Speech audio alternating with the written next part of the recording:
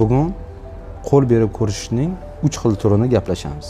Bundan oldingi videoda sizlar bilan aynan qo'l bilan berib ko'rishish to'g'risida aytilgan edik. Hozir o'shani qisqacha razbor qilib ketamiz. Birinchisi bu diplomatik ko'rishish. Ikkinchisi behurmatsizlik yuzasidan ko'rishiladigan ko'rishish bor.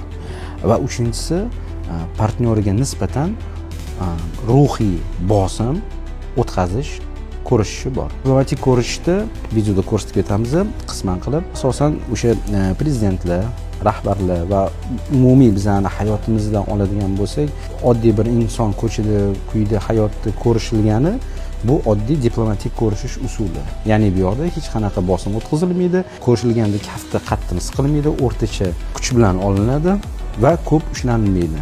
Ya'ni bu ko'rishishda o'zini vaqti bor. 1 sekunddan 2 sekundgacha ushlanadi va keyin qo'yib yuboriladi. Ikkinchisida behurmatsizlikda umuman kuch ishlatilmaydi yoki qo'l uchi bilan o'zimizdan partnyorimizga qo'limizni uzatamiz yoki umuman uzatmaymiz. Shunaqa holat ham bo'ladi. Uchinchi ko'rishishda bu aytganimizdek ruhiy bosim o'tkazish. Ko'pincha bu narsani sizlarga misol qilib ko'rsatib ketamiz videoda. AQSh prezidenti Donald Trampni ba'zi bir ko'rinishlarida ko'rsak bo'ladi.